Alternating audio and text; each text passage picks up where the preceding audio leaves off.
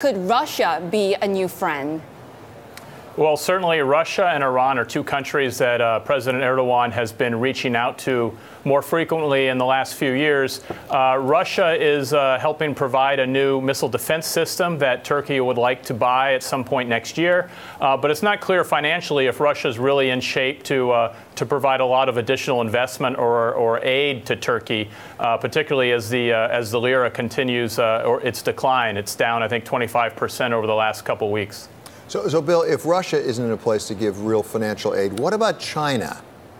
Well, China financially is certainly in a much better position if it's interested in stepping into this crisis. It's not clear that we've seen a lot of movement on that front, but China's like the one country you really look to that has the wherewithal to help Turkey get out of this currency and financial crisis that it now faces. Bill, in fact, Beijing taking the chance to send a message to U.S. allies in an editorial in the Global Times. They're writing, given U.S. strategic selfishness and mercilessness when turning against its allies, it's dangerous to rely too much on the country for its economy or its security.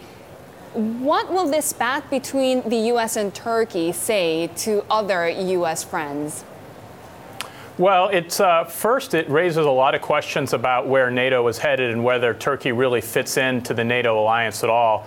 And second of all, it's on the face of it, a remarkable dispute because you essentially have, the U.S. has said it wants this American pastor, Andrew Brunson, who's been detained for 2 years, back. And that's really it appears to be the final offer from the United States. The message from John Bolton yesterday to the Turkish ambassador was, we have nothing to discuss until Brunson is released. So we really appear to be at a stalemate at this point. So, Bill, what's the strategy at play here? I mean, why did President Trump pick this particular country, this particular issue, to really have a battle over it? I mean, there are a lot of other irons in President Trump's fire right now.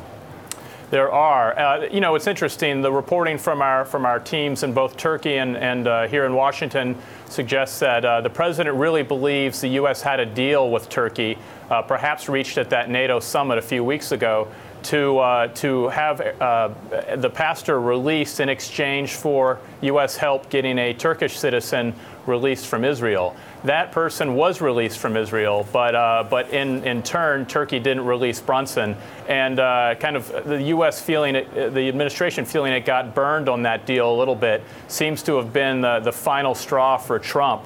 There have been a lot of reasons that U.S.-Turkey relations have been deteriorating, but this sense that the White House got burned a little bit by Brunson not getting released appears to have been what really set off the latest crisis.